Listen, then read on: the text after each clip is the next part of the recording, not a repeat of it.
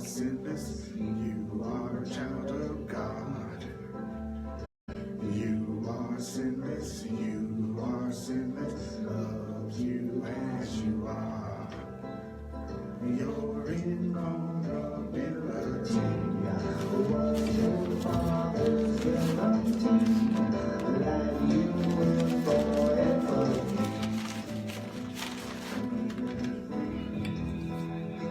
Welcome to a course in how to get the hell scared out of you, okay? Welcome to the Course in Miracles. I want to thank you for coming here online. Welcome to the Course in Miracles. I'm Earl Purdy on Facebook Live. And we're going to talk about the immediacy of salvation. We're going to talk about the immediacy of happiness. We're going to talk about how you can have happiness and love and peace immediately. Would anybody like to have any of that immediately? Enough to challenge your beliefs? Enough to challenge your beliefs? Do you want to be right or do you want to be happy? No, you don't. You want to be right. You know you want to be right. We want to be right. If we didn't want to be right, we would have already become enlightened. You know what I'm saying? But I appreciate that we have the long-term goal. So we're going to talk about the immediacy of salvation, which is the immediacy of happiness, which is on page 558 in the text. And the way of mastery, the Course in Miracles, Earl Purdy. Welcome those of you who are coming in online to hear it live. And I'm going to jump into this because this is an awesome section that I want to make sure that I hear today because I'm ready for some immediate healing. I'm ready for the healing now, not somewhere in the future. The Course in Miracles says we don't deserve happiness in the future. You don't deserve happiness in the future. Happiness in the future is something that someone who doesn't love themselves yet wish for. Nobody who really loves themselves wants anything in the future. Because they know that to want it in the future is to want it when it doesn't exist. So even though it sounds really cool to say you want something in the future, that's just a way to put your happiness off. According to the Course in Miracles, that we don't have to agree with, we don't have to believe, and we don't have to accept. Page 558, chapter 26, the transition and the foundation for inner peace version of A Course in Miracles. That's what we are talking from. This is the way I'm going to do it. I'm going to read the paragraph, go through what the point is that looks like it's trying to make. For a certain length of time, throw it open for discussion, 5 minutes or so, and then I'm going to go on. Because I want it to be a balance between hearing what the Course in Miracles is saying and giving us an opportunity to also share our invaluable opinions. And make sure that everyone gets or that you get clarification. Because one of the things that the ego is good at is making the Course in Miracles seem to be, trying to make it look like what it's saying is complex. And trying to make us act like it's something we can't grasp right now. Let me give you a perfect example. It says, so I'm going to substitute some of the Course in Miracles definitions for the words in order to make it more conversational and easier to get. So the immediacy of salvation is the same as saying the immediacy of healing, the immediacy of happiness, the immediacy of forgiveness. It says the one remaining problem that you have is you see an interval of time between when you forgive and when you receive the benefits of trusting your brother. What is the one remaining problem that the Course in Miracles says we have is that we think there's an interval of time between when we practice the truth and when we experience the benefits of it. Yeah. We think there's an interval of time between when you actually forgive somebody and then you get the benefits of forgiving them. We think there's an interval of time between when you correctly perceive things and when you get the benefits of it. Or we think there's an interval of time between when you try to be a loving person and everybody's loving back to you. This but reflects the little you would keep between you and your brother, that you and your brother might be a little separate. Believing that there's got to be an interval of time between when I forgive you and when I receive the benefits of forgiving you is just reflects the time I still want to be separate from you. The time that the interval between when I forgive you and when I receive the benefits of forgiving you just reflects the time I still want to be separate from you. That little bit of time that I think it takes before we are back in connection is really the interval of time I want between us. So I want, because some people think if you forgive somebody, that means you have to go out to lunch with them. So actually, the reason why I'm saying it's taking a long time for me to practice this and get the benefits from practicing this is this reflects the little bit of time that I still want to keep some space between you and me.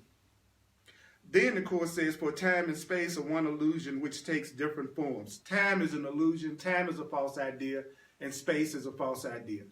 Time is a false idea, space is a false idea. That's why we can get together twice a year and decide to move the clocks forward or backwards.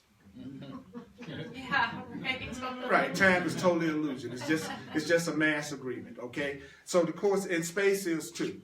In other words, the nearer it's brought to where it is, the more you think of it in terms of space. What does that mean? It means that from my house, I'm 5 minutes from the door. From the porch, I'm 5 feet. The further I am away from it, I call it time. The closer I am to it, I call it space. Time and space are the same thing. From my house, I don't say, I'm 9,000 feet away from the church. I say I'm 5 minutes, right? And so when I get close, then I call it space. And I don't say, oh, I'm 10 seconds from the front door, right? So that's what the first paragraph said. Number one, I think there's an interval of time between when I forgive and when I get the benefits of it, but that's because I don't even want to be close to you right now. I don't want to be connected to you right now. The second thing that it told us is that time and space is an illusion. And that the closer you get to something, the more you think of it as space, and the further you are away from it, you think of it as time. So the further I think I am away from my happiness, the more I'm going to say it's time. If I think my happiness is in a new house that I can't move into until next month, I'm going to say I'm going to be happy next month when I move into the house. The further I am away from it, I'm going to look at it as time. The closer I am, I'm going to look at it as space. Anybody not clear about what that just said to us?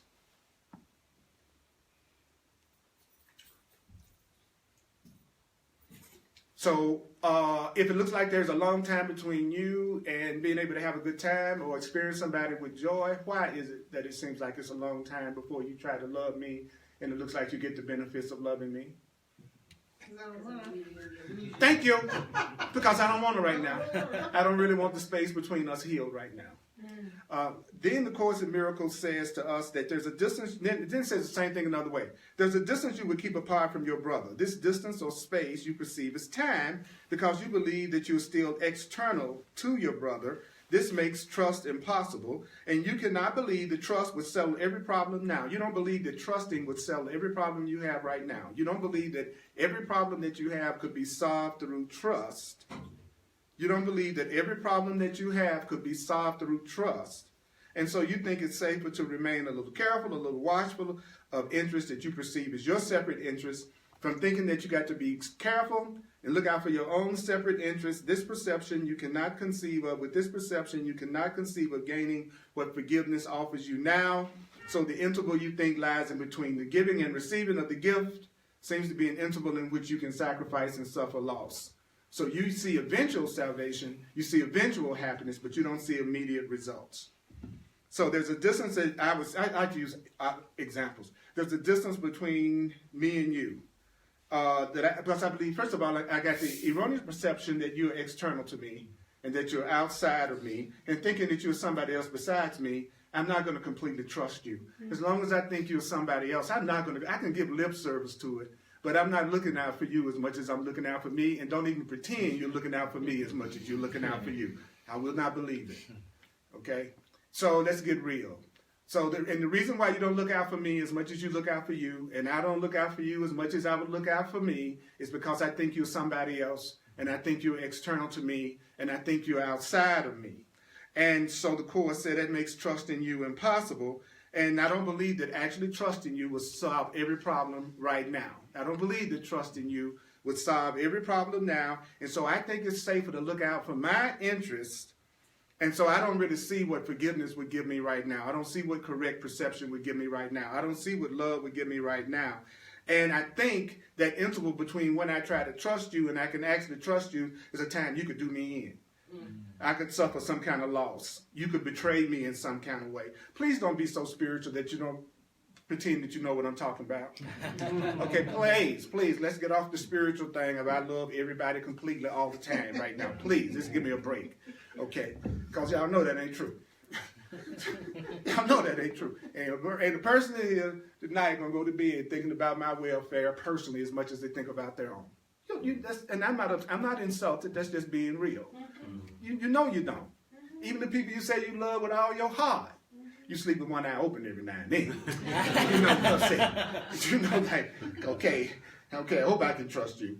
See, the way that you get past ego blocks is to admit you have an ego. What spiritual students try to do is they think they get beyond their ego by denying that they have one. It's like if I pretend that I'm really more loving than I actually am, then this is going to make me a very spiritual person. The problem with that is that life won't let you lie to yourself. So you're going to continually be confronted with people who reflect what you really think about yourself and think about others. So you would meet far fewer people who would hurt you if you were to admit you had attack thoughts. You would meet a lot of people who would look like they'll hurt you if you're pretending you don't have any.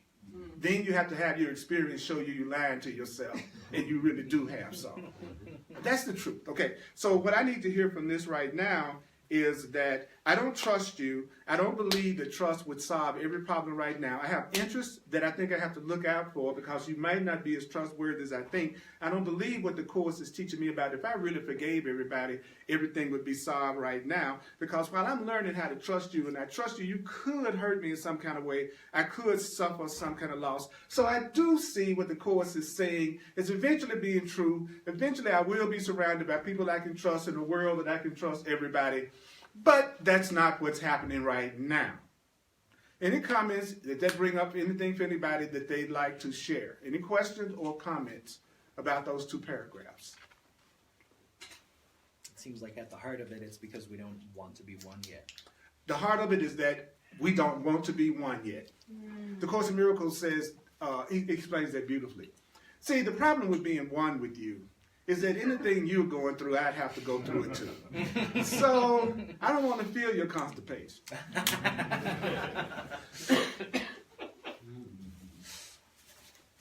If you're sick, I don't want to feel it. If you're sad, I don't want to feel it. I don't want to feel what you feel. I don't want to experience everything you experience. I think separation affords me the opportunity to think I can be happy but without you. And I could be happy on my own. And I didn't need you in order for me to feel happy. This oneness stuff makes everything that happens to you be something that's happening to me. But that also means every loving thing that happened to you could be something loving happened to me. Every bit of abundance that come into your life could also be abundance that's coming into my life. Every bit of health. But the fearful ego mind doesn't tend to look at things that way. I can do a session with somebody and point out 300 positive things that they could do and experience. And if I say one little thing, that's the slightest little, not the most positive thing, that'd be what the person would zero in on immediately. With the fear-based mind is much more prone to look for what to be afraid of than what to not be afraid of. So thank you for sharing it. And I want to admit that there's a part of me that wants to be joined with you, and there's a part of me that doesn't. Has anybody else got any comments or thoughts? Well, Jason. What I hear is that if I don't, the trust I need is a trust within myself, which is really the trust in Source, and I don't trust myself or my connection to Source, so I can't trust anybody else. Thank you. Because I can't trust you any more than I trust me. And I can't trust you any more than I trust God. As a matter of fact, I know how much I trust God by how much I trust you. Got to go to work. Got to go to work. See, A couple comments online. Joanne just really wants to join with you in being honest. She says, so true, Earl. I still see people as separate from me. I have a lot of ego blocks. What? And then John says, as I trust another, I trust myself and vice versa. Teach me, Spirit, to know that what I do to another is what I do to myself. Help me to truly know I am one with the other. Thank you. You only win by telling the truth about your ego. You only win by telling the truth about your ego. You only win by telling the truth about your ego. You only win by telling the truth about your ego. You only win by telling the truth about your ego. I'd much rather be in a relationship with somebody that told me, I want to be loving, but I really got some issues. So that means every now and then I might not be the most loving person you've ever been around, but I really want to love you. If somebody come in my face with, I'm going to love you no matter what you do, I'm going to always be understanding, compassionate. Run the whole game down. So it's like, come on now. You got an ego too. You may not always be consistent in your love. Do you really want to promise me you never get upset with me? Do you really want to do that? Right. But you see people doing it all the time. Mm-hmm. All the time. They want you to promise you're going to act in a way they can't. And then when they do it, they want you to forgive them. And when you do it, they want to hang you from the high tree. It's amazing. It's amazing. I saw anybody else before I go to the next, go on? Okay. All right. Those of you online, thank you for tuning in. Comment with each other. Share, like, follow this video. Click on follow so that every time I go live, you will know it. Share it on your timeline. It's good to see all of you in here and good to see you online. I see there's some hardcore people that tune in every week. And there's a lot of, it's interesting, like the Way of Mastery classes and a lot of stuff that I'm doing online, it's like getting thousands of views. And so what that's doing is making me aware that I'm not alone. Mm-hmm. There's a lot of people, including the people in this room, that want to see things another way. And we're in such a blessed time that technology allows us to hook up with like minds no matter where we are. So I'm not limited to hoping people in Denver will listen to what I say. Mm-hmm. You know what I'm saying? And that's true about whatever you're deciding to do. Don't think locally. You don't have to think locally anymore. You can think globally. Don't think in terms of local anything anymore. Just know that now you can reach people all over the world with the message that Spirit wants to give you from your own special talents. And don't tell yourself you have to be anything other than yourself in order to attract the people that are going to be sent to you. You don't have to imitate other speakers who you think are better at speaking. You could be the worst speaker in the world, and you will still attract and be sent to people who need it just the way you give it. So if you know you have something to offer and you're holding back because you don't think you're good enough and you can't stand the way your body looks, because that's not you, it's your body, then that's just an excuse not to fulfill your function as a light of the world when you know in your heart that's why you're here. Okay, so let's go to the next paragraph then. You willing? Yes. Okay, it says salvation is immediate. Unless you so see it as immediate, you will be afraid of it, believing that the risk of loss is great between the time its purpose is made yours and the effects will come to you. So what did he just say? True happiness is immediate. If you don't see true happiness as being immediate in your life, then you're going to be afraid of happiness and healing. If you don't see it as happening immediately, you're going to be afraid of it. And because you're going to believe that there's still this loss that could happen in between the time that you actually experience the healing and practice feeling the healing and doing the healing. Notice that it's saying the same thing. It's coming at it from every angle possible, hoping that one angle would get me. And then it says salvation, which is healing, which is the truth, which is forgiveness, would wipe out the space between you still and let you instantly become as one. Okay, so if I was to forgive you for what you did not do, what I think you've done, see you correctly, look at you the way the Course says, for real, then the Course in Miracles says, actually I would experience you as one with me instantly. That if I ever really did forgive anybody, it wouldn't be an interval that I could be hurt in, because at the point I truly, no BS, forgive you, I'll instantly be one with you, and there would be no space where we could hurt each other. If I really loved you for real, there would be no interval that you could hurt me in, because there wouldn't be a gap in the love for any ego to come in. Mm-hmm. So at the time you really love somebody and really allow love to come through you, you couldn't possibly be hurt because there's nothing but love that's coming through you. Mm-hmm. Does that make sense to everybody? Yeah. So the fact that it looks like there's this interval means I haven't forgiven you yet. That's all the interval means. It just means, I don't really love you yet. Mm-hmm. It's not that I love you and I'm not getting the benefits. I'm not loving you yet.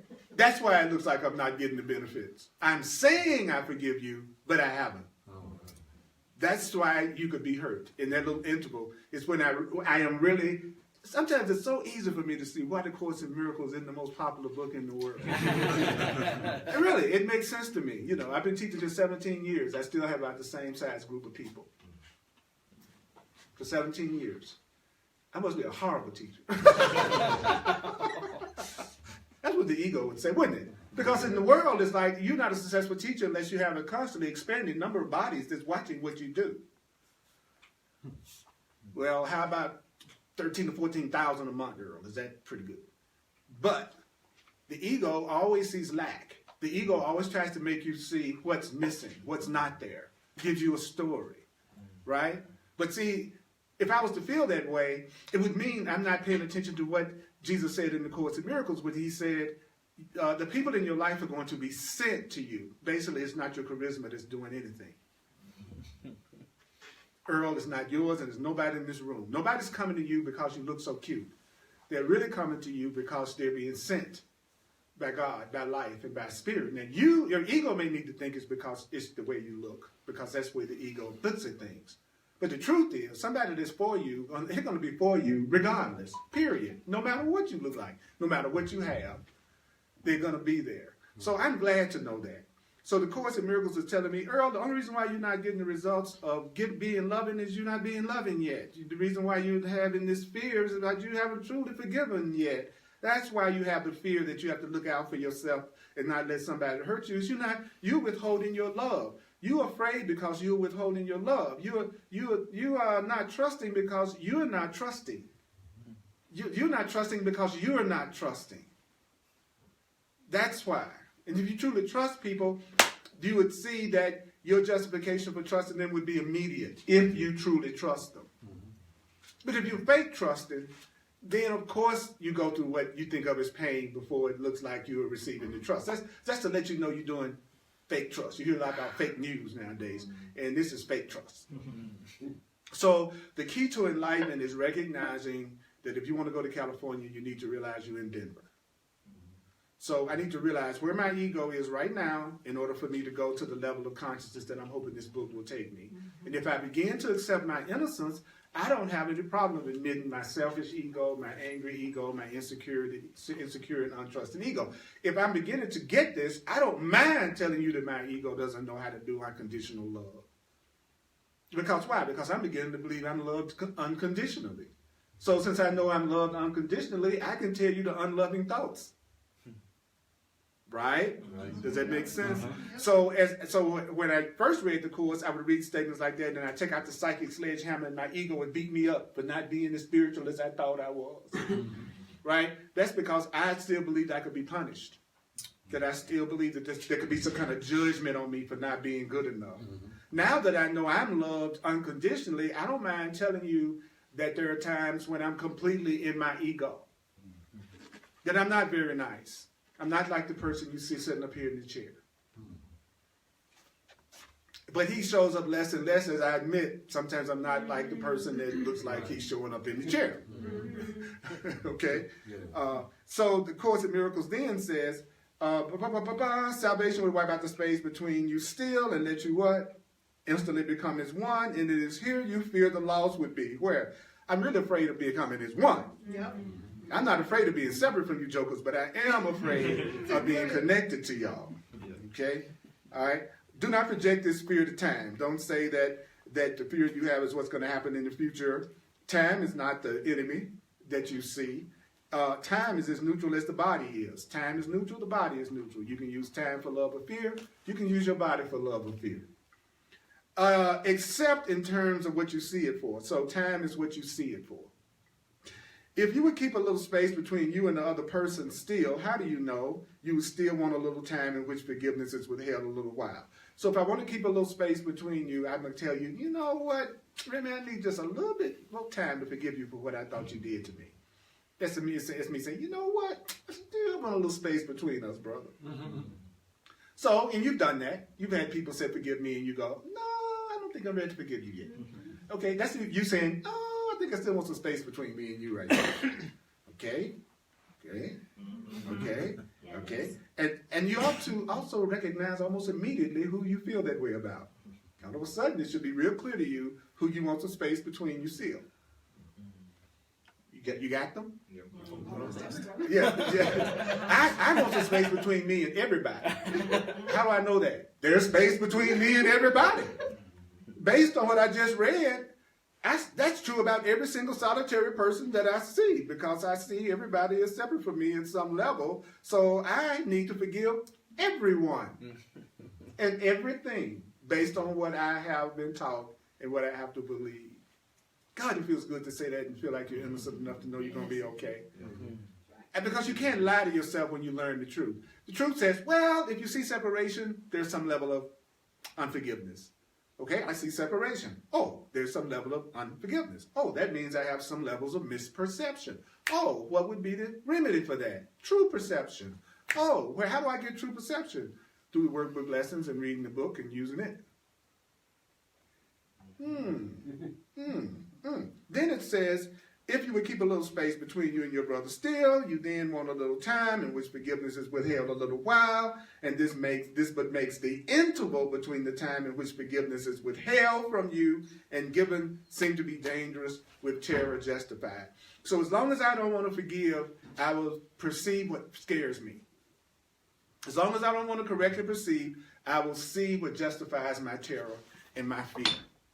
So in case you're wondering why it looks like we're in a world that there are perceptions of terror, or wonder why you're in a world that it looks like 17 children can lose their bodies, and all these other things that are happening that are now being normalized to the point that people can hear 17 people made their transition. Oh, I think I want to go out dancing tonight. And we can do the same thing in one paragraph, is because now it's being normalized. We're being desensitized more and more and more, because that's the nature of specialness. Specialness doesn't make you care until it's your child. To me, that's the horror of specialness, is that specialness doesn't make us care about anybody unless it affects us personally. But it is affecting us personally. It is affecting us personally because it's increasing unforgiveness, distrust, and fear. And therefore justifying more and more distrust, terror, and fear. And then we go, where's the terror coming from? Where's all the violence coming from? It's coming from not wanting to join. It's coming from seeing each other as different. We're becoming more, to me, the ego is becoming more tribal than I've ever seen it become before. It's like every day. And I'm not saying you shouldn't take pride in whatever you see yourself as your cultural heritage at the level of the world. But that shouldn't also make you feel like there's something wrong with another race, culture, or group of people. Just because I take pride in, let's say if I took pride in my African heritage, it doesn't mean all of a sudden I got to put down people with a Jewish heritage and they're not cool to be around. That's the same thing in reverse. It's not justified if I don't like you, as you not liking me for the color of my skin. It's the same thing, no matter how justified that my ego tries to make. Why? Because I'm afraid to trust you, and so I want to keep you away from me, and I can do that as long as I don't forgive you. I have justification in not trusting you, and I think that makes me safe. So I don't want to trust you, just like you said. I don't want to trust you, because then I'd have to be vulnerable, I'd have to open myself up, I'd have to open my heart. It's a lot easier to stay closed. It is easier to stay closed to have justification for grievances. Okay, that was pretty intense paragraph. Any thoughts, questions, comments? Did that spark any kind of anything? Can you just give us the book's meaning? You kind of said a few other words like truth, forgiveness. The book's meaning of salvation or different. Salvation is right-mindedness. That's one of the definitions that it gives. It says that salvation is forgiving. One of the other definitions it gives for salvation, which is one of my favorites, is the escape from concepts. That your salvation is escaping from the concepts you've learned that are not based on the truth. Another term for salvation is love, true perception. See, if it's about me changing my perception, I could do that in an instant. It's when I set up physical conditions that have to occur that can look like it takes time. Whenever I want something physical, then physical is the realm of time. So saying I want something physical is saying I want something in time. If you say that you want something that's made out of time or seems to be limited in time, it's a possibility that it's not available to you immediately. Yeah. So it kind of provokes the thought, like the normal thing we hear in the world, as in healing takes time, or it's going to take time for me to heal. It's going to take time to heal. Yeah, and this is saying like the opposite, that the only time you don't want healing is when you don't want to join, because it can happen instantly. Right, because it's only a perception that is stopping you anyway. Mm-hmm. Nobody's denying that through looking through your physical body, we're going to look like we're separate. But knowledge is beyond perception. So knowing is beyond what you physically see. So even when you, like they were saying here, even when you begin to have true perception, it doesn't mean that you're not going to still see bodies. It's just that you're not going to believe the bodies represent the person that is animating them as separate from you. So it's not like physical reality is just going to up and disappear the minute I start to become more loving. It's going to be opposite. It's going to be the opposite. He says you'll be looking at everything in awe and wonder and love and excitement. It looks so beautiful to you that people think you're tripping because you're looking at a blade of grass with one. And that's not hard in Colorado. You know what I'm saying? It's easy to look at grass with wonder. So that's my point. My point is you just be looking at it differently, right? And you can look at things differently now. I find it interesting that it tells us not to project the fear onto time, and that the number of times we use time as the scapegoat, right? Like, I can't do X, Y, or Z because I don't have time. But we also use it as a scapegoat for I'm aging and in the future I won't be able to do X, Y, or Z. And so then that builds a fear that generates a neediness in this moment that doesn't exist in this moment. Mm-hmm. That's right. And I need to forgive my perception of the body. Yeah, right? Because I'm projecting that onto the body. Right. And the Course literally says when you see the body correctly, it won't age, and you won't need to feed it, and you won't need to drink anything. It literally says that. And it's the workbook lesson, Sickness is a Defense Against the Truth. Mm-hmm. He talks about how when you finally heal your mind, you won't do any of the things that you've done to take care of your body because it won't be in the need to. Because you'll no longer be judging it and condemning it and attacking it with your guilty, angry, separate thoughts. So he says, literally, it won't need food nor drink. Now, it says it doesn't need food nor drink, but that's not saying you might not do food and drink just for the heck of it, like you do now. You know, so it's no loss on this path. The only thing that you lose on the path of the Course in Miracles, it says, is pain and fear. That's all. Yeah. You know, think about how much of your time is devoted to taking care of your body, feeding it, clothing it, housing it, taking care of it, hoping somebody wants it. One day you're going to realize that that's actually an example of how little you think of yourself instead of how much you think of yourself. The fact that you want people to want your body. Yeah. Yes, a few months ago we were talking about the phases that we go through as we start to evolve through the work. Mm-hmm. And you were mentioning we were on a second have a period of undoing. Mm-hmm. That feels like we're losing something. Mm-hmm.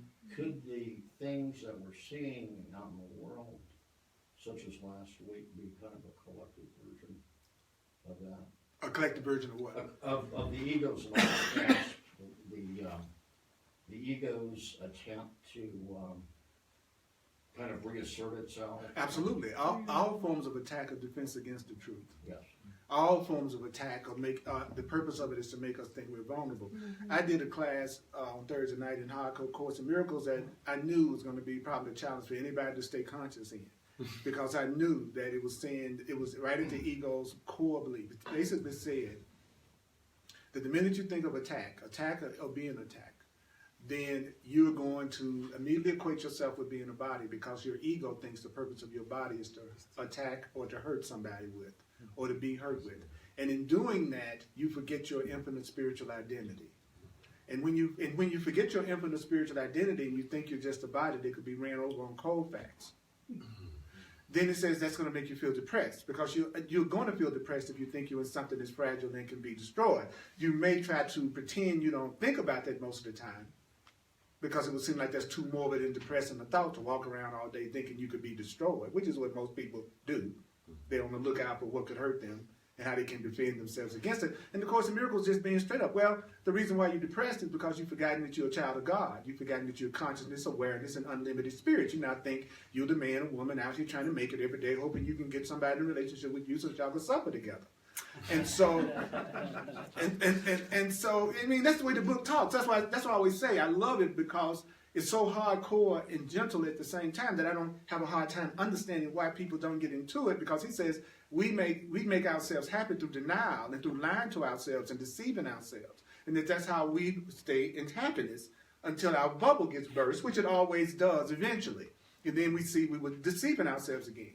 That's why when people are in a new relationship, and they're in that honeymoon stage where they're telling each other you can't do any wrong, they don't want to come to a class and hear the special relationships as a cheap weapon that your ego uses to keep you in hell. Why? Because they're in the illusion that they're giving each other unconditional love until the other one doesn't act out the other one's script, and then they go through their changes, and you know the game. Right? So, but that's why it's easier to teach a class full of miserable people. because they're ready for a change. Just like anybody tell you in the AA, who are the ones that change? The ones who hit the rock bottom and they just can't take it anymore. And so when people are wanting to deceive themselves, they don't want to hear the truth. They just want to hear it's okay to continue to deceive themselves the way they're deceiving themselves. And life is so cool that lets you do it. And so that's fine, because you're going to be okay either way it goes. But you reach a point on your spiritual path that you're ready to burst the bubble of the illusion. And that's what some of us are. Whereas some of us just want to have a better illusion. So we go to classes to see how we can have a better illusion. We don't come to a class to see how to wake up when we just want a better illusion. Somebody that wants to be happy doesn't want any illusion. They just want what's real. They want what they can depend on, what they know is going to always be there. That's what an awakening being wants. They don't want just something else that's not going to last, that's temporarily giving them some kind of joy. I can go to a movie and enjoy myself because I know the movie isn't going to last. I don't expect the movie to last for the next 3 weeks. You see what I mean? So the only time an illusion hurts you is when you forget it's an illusion. That's the only time. The only reason why the world hurts us is we forget it's the world. If you were to realize you're in a world of separation and there are certain things that go along with that until you change your mind, you could enjoy being here. But if you lie to yourself and think there's anything here that's permanent, or that anything here can give you happiness instead of it being generated from you, you're going to hurt yourself. And that's what he's saying right now. Y'all could be happy right now if you actually really forgave. And he's saying now, if you're scared and you're not trusting, you're not sinful, you just haven't forgiven you. That's all. You're not bad. The creation is not going to punish you. You just haven't forgiven yet. And then he says right here, but in that period where you hold back forgiveness, he said you're going to go through things that seem dangerous and justify your terror. So if I'm not forgiving, I shouldn't be surprised if somebody gets in an argument with me today. Because I know I'm not radiating unconditional, steady love. So there are gaps in my love, so therefore there could be people that reflect that gap in my love back to me. And those will be the people I say attacked me or upset with me or treated me bad that day. Those are the gaps in my love. Okay? Okay. Anybody just want to say anything or have a question before I go to the next paragraph? It's been nice knowing you.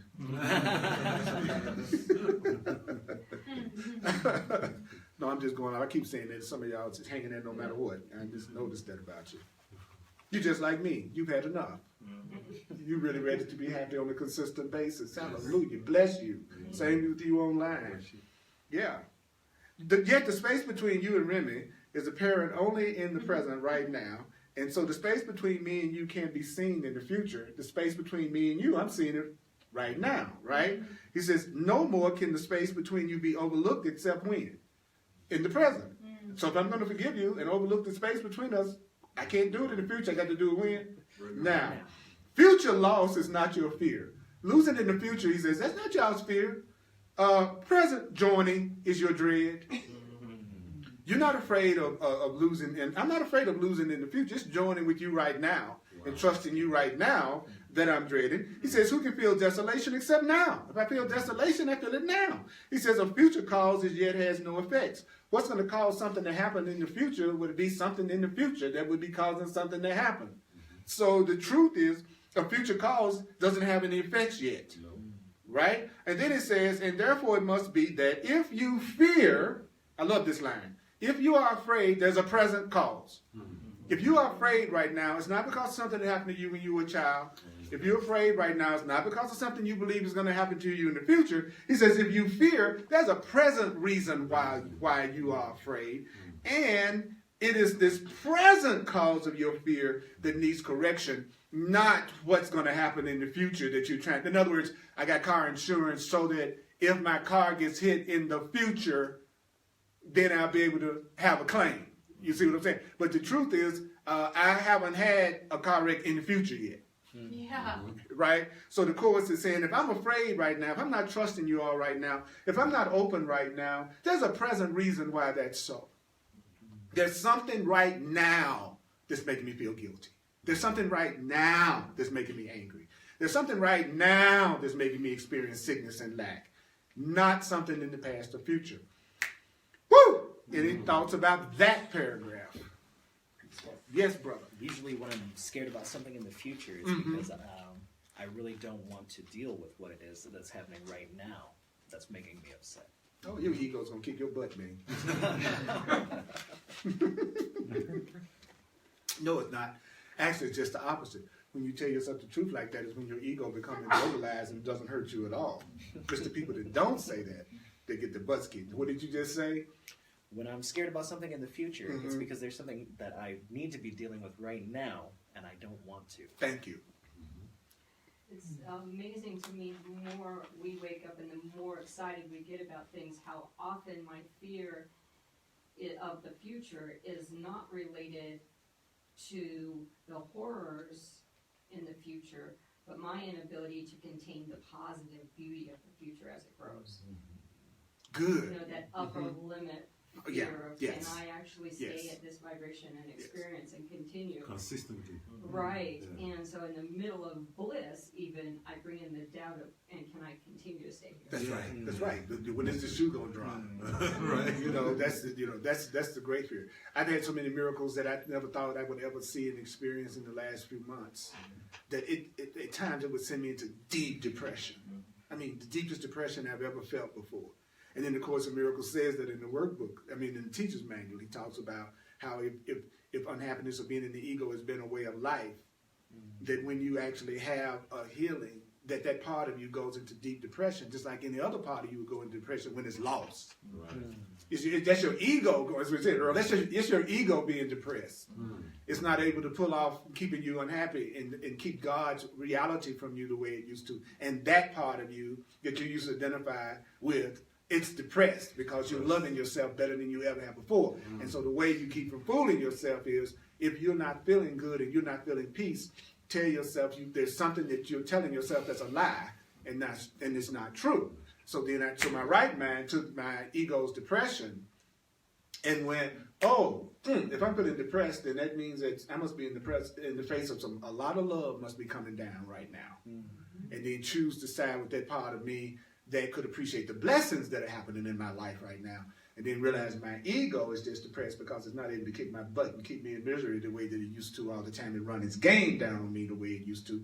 And then if you find yourself in a holy relationship, you know, like the kind I have with CJ, then and you're using your relationship as a way to keep each other awake all the time, and that your vow to each other in your relationship is to always recognize each other's sinlessness and innocence and not let each other forget it. Now you're in a relationship that is truly real.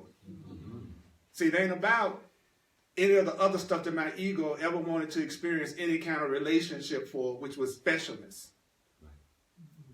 Now it's all about awakening and keeping myself recognizing my innocence and her to recognize her innocence and you recognizing you. Because in a holy relationship, the same attitude you have toward each other, you have toward everybody else too. That's what makes it holy.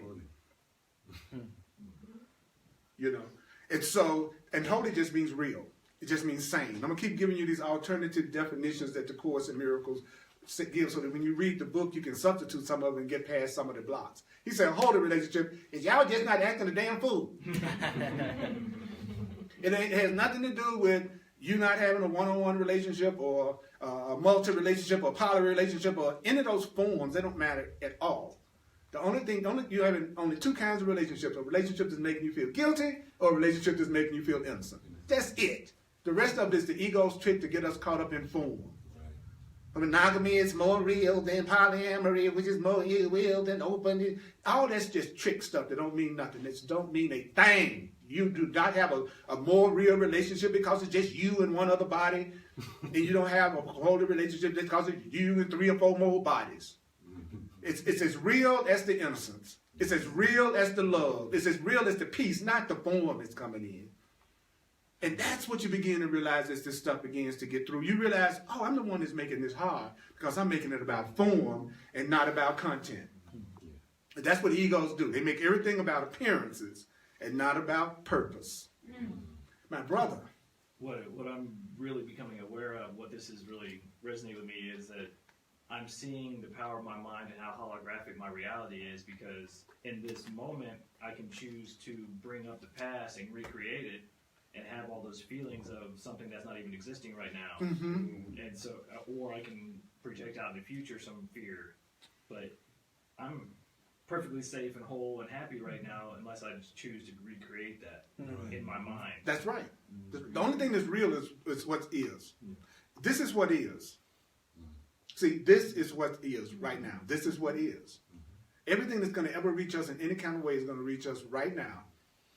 And the most important people in your life in this moment are not your friends and relatives and lovers. The most important people in your life right now are the people in your life right now, sitting in this room right now that you're in front of right now.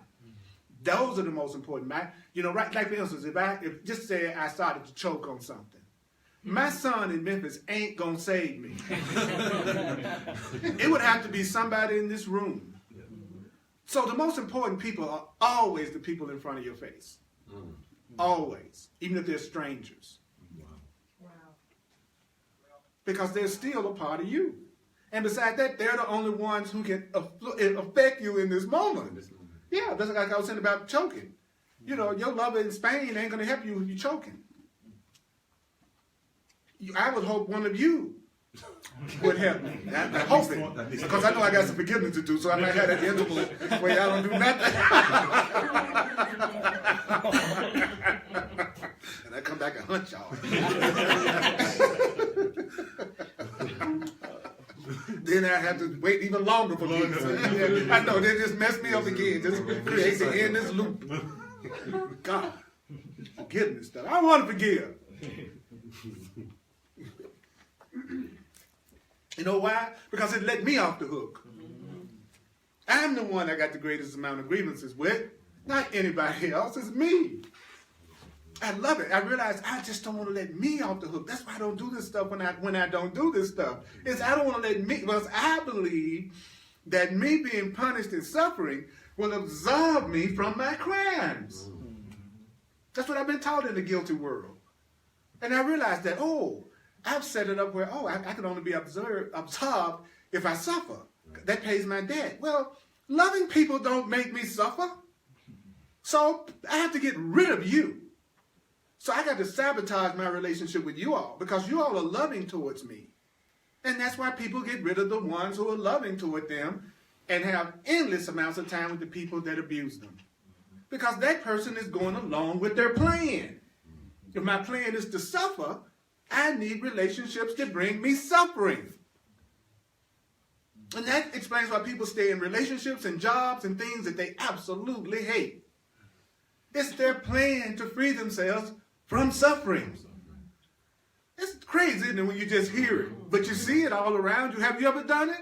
Of course. Are you doing it now in some areas of your life? Yeah, absolutely. The Course in Miracles says the ego cannot hide when two or more join together. It is no way your ego can survive if you got one other holy relationship in your life. And that doesn't have to be a lover, boyfriend, mate, girlfriend, mate. Because sometimes people come up to me after class and say, well, the stuff you said about relationships doesn't apply to me because I'm not in a relationship. Yes, you are. It ain't no way in the world you're not in a relationship. You're in a relationship with everything in your life. Yeah. That's a very unaware statement. All relationships aren't romantic. As a matter of fact, romantic are the most unreal relationships. It's not my romantic relationships that lasted.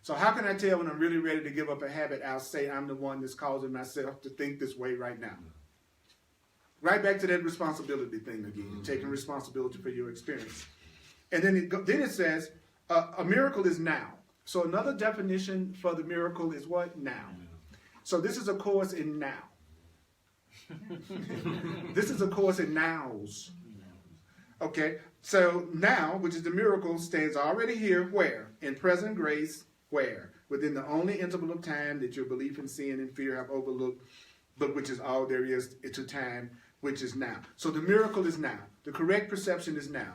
What does that mean? It means if I can sit here before you right now and recognize that if I'm upset about anything, it's because of something I'm telling myself now, that's a miracle. Right. It's a miracle if I don't blame you and say it's something that I'm thinking and telling myself, that's the reason I'm unhappy. I don't come to my mate, partner, friend, child, or parent and say, you're the one that's making me unhappy. Because then I am outside of the miracle. So the part of us that needs to keep us in conflict and fear, would it want to hear this? The part of us that wants to keep us in conflict and fear, would it want to hear this? No. No. So that explains all unconsciousness when it comes to the truth. That's why people go unconscious when they hear this. Because it's not them that's going unconscious. It's their ego trying to keep them unaware of what I'm saying. Because your ego and fear cannot survive if you're in the present. It can only survive. Like every time I imagine living like I lived for 30 years, doing the Course in Miracles on a love offering basis. If I didn't keep remembering that I'm safe right now, that I'm supported right now, that God is with me right now, regardless of what people come and go, I would not enjoy doing this. I would just worry all the time. So if I do start to worry, what I tell myself, Earl, you're thinking about the future. What's up right now? Tell me what's happening. Is the food in the refrigerator? Yes. A roof over your head? Yes. Is everything paid? Yes. Are there 11 people in your life right now? Yes. See, the minute I go present, I'm okay. The minute I go present, I'm okay. The minute I go future, fear. The minute I go past, fear. And in any relationship, I have to always remind myself, this person is not my past. You know, I have to, even if they're saying something that the person in the past used to say to me, or they're making the kind of promises the person in the past used to make with me, I have to go, this person is not the past. Why? So that I won't bring the past into the present and create separation in the relationship I have with them right now by dealing with them as if they're a person that's not even there. But the world would tell you that wisdom is doing that. That it's wisdom to judge people that are new by the people you had in the past. And then you look at the person in the present as if they were the person in the past. And then you create the relationship that you had in the past because you filter out everything else. And so you end up, then you get a chance to go, see, I told you. See, you had your hand up there, darling. Well, I think that I just had an ego, because I'm hearing what it is that you're sharing. I think I am trying to. And when I'm in the present moment and I'm thinking about the future and I feel scared about something in the future, and then I come back to the moment and I'm like, well, do I have a roof over my head? Yes. Do I have my bills paid? No. Do I have that? Like, what about that kind of dialogue where I'm doing a check-in in the moment and it feels like, well, there's a lack of peace there too. Okay, and then, so that's letting me know I still have some things to forgive and I still have some things to correct and proceed. But in this moment, you're safe. Yeah. Even if it appears like there are not bills that are paid, you're still safe. Yeah. In this moment, and that's where the trust issue is coming in. Yeah. So loving yourself in this moment, regardless of what seems to be happening on the outer, would give you the trust necessary to have all of those things handled in a way that would give you peace. Mm-hmm. And then recognizing whatever judgments or perceived suffering that I'm experiencing is my defense against the truth. That's right. And my defense against that I want to join. And it's my defense against joining. And what I'd like to share to add to that is I also need to heal my sense of separation from God. Yeah, right. Because that's the only problem that we have. Sure. Ultimately. And it's one of, just like when you tell people happiness comes from within. I've never said that to anybody that they didn't go, yes. But then they'll tell me the next second the thing they want. right? So the same thing is when I say the only problem is separation from God.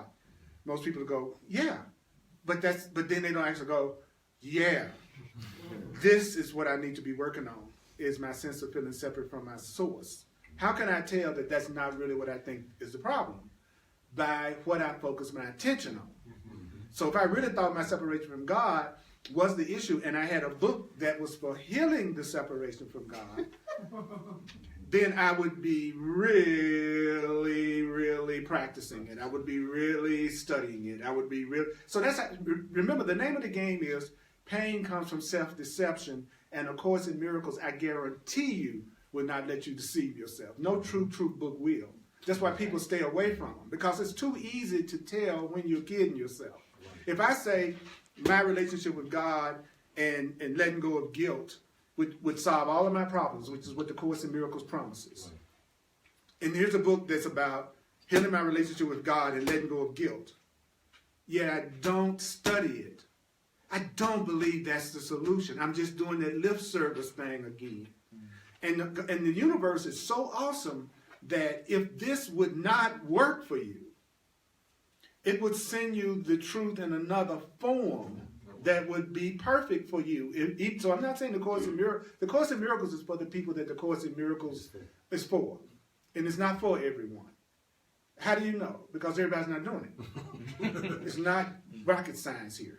The person that's a true Course student, they get mad at it, they get angry at it, they get confused about it, they think it's crazy sometimes, they think they're crazy for studying it, they read stuff and don't know what the hell they just wrote, but they pick it up the next day.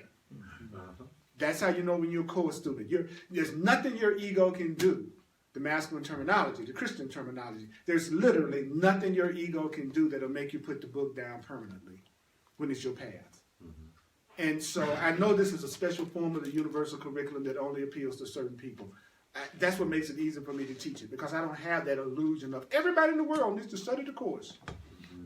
I want to be helpful to the people that have decided that's what they want to do and want to save some time by taking advantage of somebody that's been obsessed with it for almost 40 years. Because that's what you do in a relationship. You save each other time. You know, like people say, well, you still get angry and you've been studying 40 years. What hope is it for me? I did 40 years for you. You don't have to go through what I went through. If you listen to me, I tell you that when you're feeling upset and angry, tell yourself, I'm seeing this incorrectly. I'm telling you that 40 years later. Okay, but you're so special, you'd be tempted to believe, well, that's not true for me. See, that's how specialness gets us. You know, you put your hand on the hot stove, it burned you. Then I go, well, I can put my hand on the hot stove, it's not going to burn me. You see what I mean? That's what we do. It's like someone gives you the beauty of the experience of what they've gone through to save you time because you're an adult. The Course of Love said, because you're an adult, you don't want to receive answers from other people. You only want to receive answers you make up. And I went, that's the truth. But in one of the classes you said earlier, people have to go through their own suffering and get to the point where they're willing to look at themselves, right? In many cases. Mm-hmm. Is that just part of the journey? It's not an either or. It's both. You can suffer as long as you want to, and you can receive the benefit of somebody's experience and benefit from that immediately. And so one of the challenges when you share the truth is we grew up in a world where it's either or. So for you to be right, I got to be wrong. There's no room for all of us to be right in the world, and that's why we clash on the path. No matter what I say, I always know that I realize there are other ways of looking at it and other ways of doing it and other ways to approach it that's equally valid. I'm never teaching from the perspective of what I say is the way that it is. But because I agree with what you're saying, it doesn't make me go, what I just said didn't have any validity, which is the way the world wants you to do. The world wants you to go, oh, you're right, I'm wrong. And then I drive the ego insane by going, oh, that's awesome to hear your point of view. That means that could be another approach I could take, but it doesn't mean I'm wrong about what I just said. The ego don't like that. The ego don't like that at all. It wants to be right, and it wants immediate agreement with this point of view. So how can you tell if it's a loving thought? A loving thought is a thought that nobody loses. So that would be, if you would listen to what I'm saying, maybe it could save you some time, and you're going to reach your limit to pain, and then you're going to change your mind. that both of those are equally valid. But then you go, which one of those would I like to go with? The hitting rock bottom or him telling me that going downtown is west and not east? See, I could, you know what I mean? So we're getting answer after answer after answer that could save us time all the time. And he says, it's our own unforgiveness that determines whether or not we'll take advantage of the lesson right now and then stop suffering. This section is one of the most powerful sections in this book. And I'm going to continue with it the next time that I'm teaching, because it has some core stuff in here that's really about getting rid of the blocks. And even what we've heard so far, we get rid of a ton of blocks if we chose to use it. And hopefully it'll inspire you to, on your own, say, I'm going to read this section. And then hopefully come back together and have questions based on what you read in the section. That's what I really love. I love to answer questions that people have because they've been reading. It's just something about that as a teacher, just a teacher orgasm. If somebody actually is asking you a question from them actually having read it and then going, oh, would you give me some clarification on what this sentence right here is saying, blah, blah, blah, blah, blah, because that means they've given it some attention themselves. And with the Course in Miracles, as weird as it may sound, even if you don't understand any of it, the fact that you've given it your attention sincerely will produce miracles that'll blow your mind. Your understanding is not a powerful contribution to making this work. So from what it is that I've heard today, whenever it is that I'm experiencing some sort of upset, I can identify that and say, oh, this is my defense against the truth. That's this is I'm not wanting to join right now. Like I can use this section to identify that and then be able to put this into action. And that's exactly right. And always remember this. If you take the time to actually start to read, you will eventually feel better. And that's the main thing you want. You want to change your consciousness from fear to peace, right? If you said I'm going to cut off everything, and I'm going to either read this book or I'm going to cut off everything and I'm going to listen to 3 classes in a row. In other words, some people are auditory. They learn better if they're listening. But do it. Do that. What you want to do is you want to say, I don't want to listen to my ego. I don't want to listen to my ego. And if I don't give myself something alternative to listen to, I am going to be listening to my ego. Now, your ego is going to do everything in its power to keep you from doing that. You're going to come up with a million excuses as to why you won't just sit down and either play a video, an audio, or read the book. Because your ego knows that part of you that thinks that suffering plan is the one that works. It does. That part of you does not want you to do what's going to give you total fulfillment and peace. So the Course kind of punches that part of us in the gut by going, your innocence is the most important thought you can support. There's no more important thought than your innocence. Don't let anyone guilt trip you. Don't you guilt trip you. Don't be in a relationship that guilt trip. Don't put yourself in any situation, circumstance around anybody that's using guilt in any form or fashion, you or anybody else to manipulate you in any way, because it says guilt thoughts are your only enemy. Guilt is your only. Then people say, well, only nice people feel guilty. No, nice people feel like they made an error in perception and they want to correct it and be more loving. Guilty people just attack and hurt other people.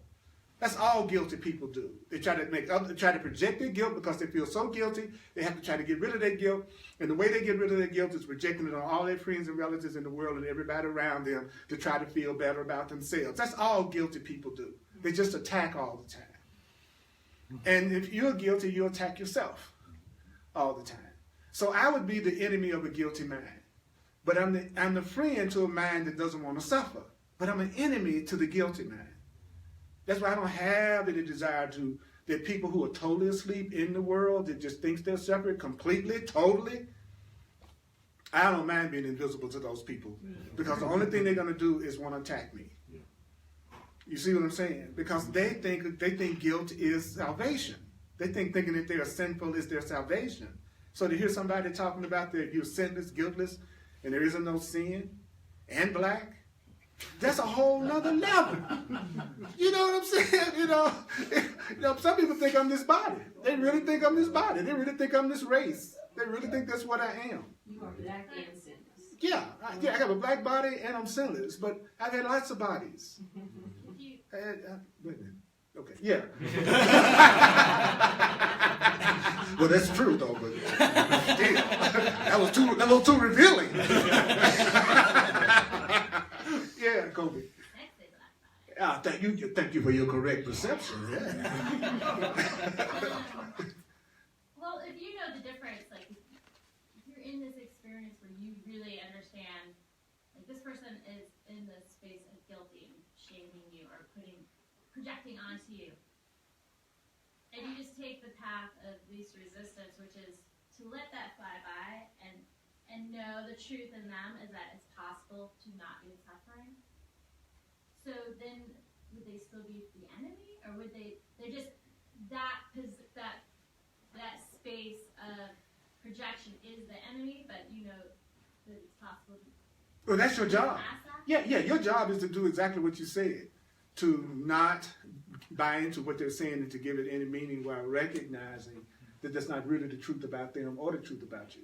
Yeah, because the ego needs conflict. And so if you don't join in the conflict, it's almost impossible for the ego to keep doing its thing. That's why even though the hardest thing for people to do, if you want to end a conflict quickly, shut up. You'd be amazed at how quickly the ego will dissipate if you don't defend. The ego wants to fight. So if you don't fight with it, you totally completely diffuse it. But the ego wants us to believe that the best defense is attack. That's why people who are strictly asleep, I would scare them because they think it's the same as saying, don't do nothing and just lay there and let somebody beat the hell out of you and then you don't do anything about it. Because the ego is going to always make attack seem like it's the way to go. But I experienced what you would perceive as attack more when I was defensive than when I stopped being defensive. That's the part that's funny about it. You get just the opposite. The ego needs conflict. So people who need conflict, they absolutely avoid peaceful people. They can't be around you if you're a peaceful person. So you don't have to be protecting yourself because those who would hurt you don't even come around you. And they fade away eventually. And eventually there's nobody antagonistic to you in your world. And then you go to the next level, which is recognizing that all the antagonism is in your mind. And then you really get rid of it because that's the cause. And that's a beautiful place to be. Even though it kind of freaks you out at first. Then everything in your life and everybody in your life is peaceful and loving and you're still unhappy. But that's the beautiful point because that is when the truth comes home perfectly. Oh, wow. It was in my mind all the time. And I have control over what I allow in my mind and what I choose to think in my mind. And all of a sudden, and here's the other good news. If it was just me doing it in my mind, then my brothers and sisters have never hurt me and my Creator has never hurt me. So that means I can turn to my brothers and sisters for help and support. And it means I can turn to my Creator because my Creator isn't punishing me. So now I can really avail myself of visible and invisible help. Because now I'm not blaming you for what I'm going through. Now I'm really not alone. It's a beautiful moment, but it's the one the ego fights the most. So let's acknowledge ourselves. Hearing this, those of you online, thank you for joining and communicating with each other. And we're going to do a quick recap in just a second, and let's do the financial expression of appreciation. Thank you for sharing. Thank you for sharing with me so much. And those of you online who would like to share out of appreciation, just go to earlpurdy.com, earlpurdy.com. I'm also available for one-on-one sessions that I've been doing for over 35 years called Clarity Sessions. And I especially want to talk to those of you who are in conventional relationships and also those of you who are in unconventional relationships. I want to most especially talk to those of you who are not normal, as the world defines normal, and you're making yourself feel guilty about anything. Let me support you in seeing the truth about yourself and loving yourself and letting go of the blocks. Now, sometimes I feel like those of us who are unconventional, who march to the beat of a different drama, we don't get a whole lot of support. Most people talk totally traditional and totally the way that the culture looks at things, whether it's relationships, money, and any of us that see things in alternative ways, we don't tend to get a whole lot of reflection back. So I always like to make a point in my classes that for those of you who are hiding in the closet in any kind of way, talk to me. There's nothing to be ashamed of about who you are. Don't let the world dictate to you what your morality should be, how you should be doing it. Because usually they just sharing with you how to imprison yourself. And some of us don't want to be in prison. Nope. And we just ain't going to do it. You know, no matter what. I don't care if the prison looks like a condo downtown.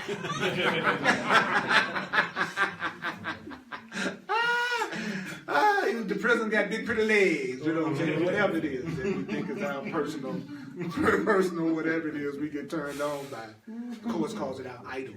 And so that's why I love that title of that TV show, The American Idol. Yeah, The American Idol. And it says an idol is a false idea. That an idol is something that you want to believe is true, even though you know it's not. That an idol is anything you put before your peace. Anything you put before your peace is your idol. That could be a person, a relative, a situation, a thought. Anything that you put before your peace is your idol. In case you're wondering, what is an idol? Anything you're giving your peace away about in this world, that's your idol. That's your idol. And the ego loves to use money problems. That's its favorite game. But at least that's one step away from physical problems. Physical problems are even more intense. Because when you go into physical pain, it is very difficult not to believe that your identity is rooted in the body. So, but see, if it's a relationship, you can get rid of that person. If it's money, that's still not physically you.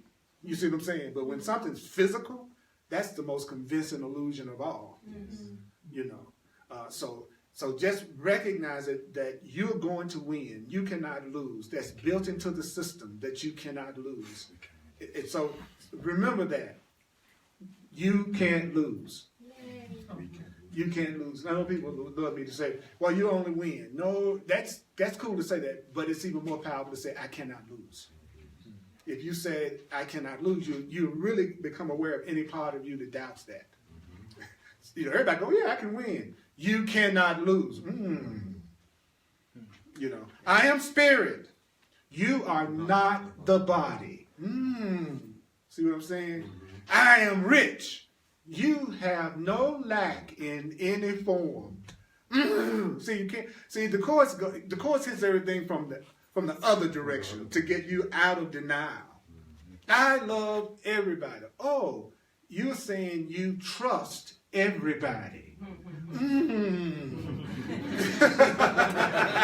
You know, you can't lie to yourself and study the truth. And the ego needs a lie to live. The ego needs a lie to live. The ego needs a lie to live. Fear needs lies to exist. And if it's a pattern that you see you're always going through money challenges or job challenges or relationship challenges, just go, oh, this is the way that I like defending against the truth the most. That's all it means. Oh, this is one I feel comfortable with. This is defense I like. You know, it's deep. It's deep. I have my favorite ways of hurting myself. I have my favorite ways of making myself mad. I do. Just like I have my favorite ways of pleasuring myself. So an awakening being wants to go, I don't know. I don't know what's going to happen today. I'm open to whatever could happen today, and I'm not going to predict what's going to happen today before it happens, so this day can really be new.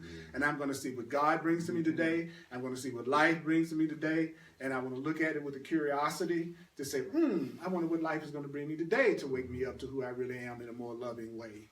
If you were to leave out of here to go out into the world that way today, you might have things happen to you today that turn you on that you never would have thought of. Just by going, I don't know what's going to happen this afternoon. Right. Even though I have my plans, I don't know. I don't know.